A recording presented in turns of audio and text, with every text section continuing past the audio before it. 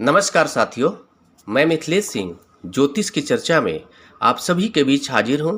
इसी के साथ आप सभी से आग्रह करता हूं, चैनल को सब्सक्राइब करें, लाइक करें और शेयर करें।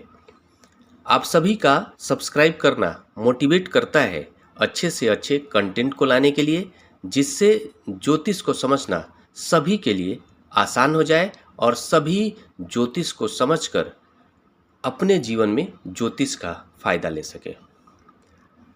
आज की चर्चा का विषय है तुला लग्न एवं मिथुन राशि होने पर किस तरह का प्रभाव देखा जाता है। ये दोनों कॉम्बिनेशन वाले जातक किस तरह के पर्सनालिटी के होते हैं, उनके मस्तिष्क पर किस तरह का प्रभाव देखा जाता है। ये दोनों कॉम्बिनेशन वाले जातक किस तरह के ग्रहों के प्रभाव में आकर उनका पूरा पर्सनालिटी का डेवलपमेंट होता है, उनके मस्तिष्क पर कौन सा ग्रह नियंत्रण रखता है। इन सारी बातों की जानकारी आज की चर्चा में हम लोग जानने का प्रयास करेंगे। आप सभी के सामने ये तुला लग्न का चार्ट है। पहले भाव में 7 नंबर लिखा हुआ है। 7 नंबर राशि तुला राशि होती है, इसलिए यह तुला लग्न का चार्ट है। इस लग्न चार्ट में 9वें भाव में 3 नंबर लिखा हुआ है, जहां पर चंद्रमा विराजमान है। 3 नंबर राशि मिथुन राशि होती है। मिथुन राशि के स्वामी ग्रह बुध होते हैं। इस लग्न चार्ट के अकॉर्डिंग राशि के स्वामी ग्रह बुध हैं और तुला राशि के स्वामी ग्रह शुक्र होते हैं, इसलिए जातक के लग्नेश शुक्र हो गए। शुक्र के प्रभाव में जातक की पर्सनालिटी का डेवलपमेंट होने वाला है। जातक का व्यक्तित्व शुक्र के प्रभाव में रहने वाला है। इसके फलस्वरूप जातक आकर्षक व्यक्तित्व का स्वामी होगा। तुला लग्न का जो भी जातक होता है समझदार होता है, आकर्षक होता है, यशस्वी होता है, सूझबूझ वाला होता है, ज्ञानी प्रवृत्ति का होता है। ऐसा जातक किसी भी ज्ञान को आसानी से समझ लेने में सक्षम होता है।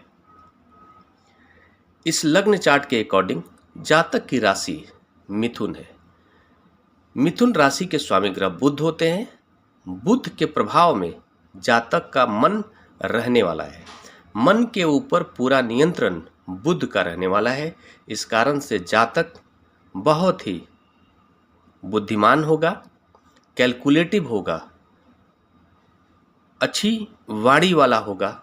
ऐसा जातक परिस्थितियों के अनुसार बात करना जानने वाला होता है। मिथुन राशि का जो भी जातक होता है बहुत ही समझदार होता है, सूझबूझ रखने में सक्षम होता है, कहाँ पर कौन सा बात करना है जिससे उसे फायदा मिले, इस बात की बहुत ही अच्छी समझ मिथुन राशि वालों के अंदर देखा जाता है।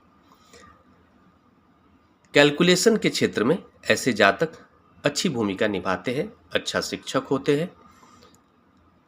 ऐसे जातक बैंकिंग क्षेत्रों में भी अच्छी भूमिका निभाते हैं, व्यापार के क्षेत्रों में भी इनकी अच्छी पकड़ होती है। ऐसा जातक बुध के कारण गणित पर उनकी अच्छी पकड़ होती है और ऐसे लोग सीए भी बनते हैं। इस लग्न चार्ट के अंदर हम ये देख रहे हैं कि राशि के स्वामी ग्रह बुध है और लग्नेश शुक्र है। शुक्र और बुध का जो संबंध है वो मित्रवत है, इसलिए इस कॉम्बिनेशन को अच्छा कॉम्बिनेशन के रूप में देखा जा सकता है। एक विरोध की स्थिति राशि और लग्न को लेकर नहीं देखने को मिलने वाला है। इस लग्न चार्ट के अंदर हम ये देख रहे हैं द्वादश भाव में 6 नंबर लिखा हुआ है। 6 नंबर राशि कन्या राशि होती है, जिसके स्वामी ग्रह भी बुध होते हैं और इस लग्न चार्ट में राशि के भी स्वामी ग्रह बुध हैं और 9वें भाव में 3 नंबर लिखा हुआ है। मिथुन राशि बन गई 9वें भाव में, जिसके स्वामी ग्रह बुध हो गए, मतलब 9वां भाव भाग्य का भाव। भाग्येश भी बुध ही है। इसके फलस्वरूप हम ये कह सकते हैं कि जातक का कहीं ना कहीं भाग्य द्वादश भाव से जुड़ा हुआ होगा। द्वादश भाव अध्यात्म का भाव, खर्चे का भाव, विदेश का भाव। इसके फलस्वरूप जातक के मन के ऊपर विदेश का विशेष प्रभाव देखा जा सकता है और हम यह भी कह सकते हैं कि जातक के भाग्य का निर्माण विदेश से जुड़कर होने वाला है, विदेश में जाकर होने वाला है। बहुत हद तक ऐसा जीवन में देखने को मिलेगा इस कॉम्बिनेशन में कि जातक जब भी विदेश से संबंधित कोई कार्य करेगा तो उसे अच्छे परिणाम देखने को मिलेंगे। इस लग्न चार्ट में हम ये भी देख रहे हैं कि चंद्रमा कर्म भाव के अंदर 10वें भाव में 4 नंबर लिखा हुआ है और चंद्रमा अपने से द्वादश भाव में, अगर यहाँ से हम काउंट करेंगे तो यहाँ से ये द्वादश भाव बन जाएगा। पहला, दूसरा, तीसरा, चौथा, पांचवा, छठा, सातवां, आठवां, नौवां, 10वां, 11वां और 12वां। चंद्रमा अपने से द्वादश भाव में होकर मिथुन राशि में विराजमान है। तो हम ये भी कह सकते हैं कि इस जातक के ऊपर विशेष प्रभाव द्वादश भाव का रहने वाला है। मतलब जातक खर्चीले स्वभाव का हो सकता है, अध्यात्म के प्रति रुचि रख सकता है और विदेश से बहुत ज़्यादा आकर्षित हो सकता है। अपना देश से ज़्यादा उसे दूसरा देश प्यारा लगने वाला होगा। इस कंडीशन में यहाँ पर चंद्रमा बैठकर अपनी 7वीं दृष्टि से पराक्रम भाव को देख रहे हैं। पराक्रम भाव को देखना छोटे भाई का भी भाव कहते हैं हम पराक्रम भाव को। इसके फलस्वरूप हम ये कह सकते हैं कि जातक अपने छोटे भाई से स्नेह रखने वाला होगा और उसका जो भी पराक्रम रहने वाला होगा वो चंद्रमा के क्षेत्रों से जुड़कर रहने वाला हो सकता है। ऐसा जातक टूर्स एंड ट्रेवल्स से रिलेटेड क्षेत्रों में कार्य करने के लिए इंटरेस्टेड हो सकता है। कर्म का सीधा संबंध 9वें भाव से जुड़ रहा है। इसका मतलब आपस में अगर बात किया जाए तो ये त्रिकोण भाव है और ये केंद्र भाव है। केंद्र त्रिकोण भाव का आपस में संबंध कायम हो रहा है। ये अपने आप में एक राजयोग भी है। यहाँ पर परिस्थितियाँ ऐसी बन रही है कि जातक विदेश से जुड़कर अपने भाग्य का निर्माण करेगा। हो सकता है कि इन सारे कामों में जातक को अपनी माता से भी सहयोग प्राप्त हो सकता है कि पहले से ही जातक की जो माता हो, उनके जो सगे संबंधी हों या फिर खुद माता हो, उनका पहले से कोई व्यापार हो विदेश में और उससे जातक जुड़कर काम करे। ऐसी परिस्थिति बनने की संभावना बन सकती है या फिर माता के सहयोग से जातक विदेश जाकर कोई कार्य करे, वहीं पर जाकर अपना जीविकोपार्जन करे।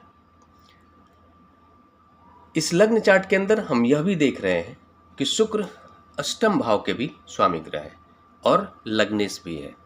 ऐसे कंडीशन में जातक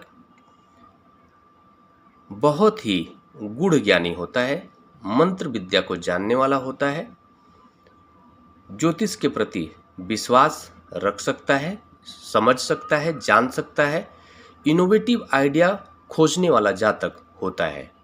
इस तरह के कॉम्बिनेशन में अगर तुला लग्न होगा तो तुला लग्न के अंदर 8वें भाव में 2 नंबर राशि बनती है और इस कारण से जातक की पर्सनालिटी में 8वें भाव जिन क्षेत्रों को भी रिप्रेजेंट करते हैं उन क्षेत्रों का प्रभाव भी पर्सनालिटी में अपने आप इनबिल्ड हो जाता है। जातक इनोवेटिव आइडिया को लेकर खोजबीन करने वाला होता है, अलग अलग आइडिया लेकर अपने जीवन में इम्प्लीमेंट करने की कोशिश करने वाला जातक होता है। शेयर मार्केट के ऊपर भी इस कॉम्बिनेशन के अंदर हम ये कह सकते हैं कि जातक अपनी अच्छी पकड़ रख सकता है और फायदा भी ले सकता है। ये जो प्रभाव है ये कॉमन प्रभाव है। सभी ग्रहों का प्लेसमेंट डिसाइड करता है कि इस तरह के कॉम्बिनेशन में या फिर ये कॉम्बिनेशन किस तरह का फ़ायदा दे सकता है। ये सभी ग्रहों के प्लेसमेंट के बाद पता चल पाता है। सभी ग्रहों की दृष्टि किस तरह की है, सभी ग्रह कितने डिग्री पर जाकर प्लेस्ड है, किस ग्रह से युद्ध हो रहे हैं, सारी चीज़ों को देखने के बाद एग्जैक्ट प्रभाव पता चल पाता है। इसी के साथ नमस्कार। अगले विषय पर चर्चा के लिए आप सभी के बीच मिलता हूँ।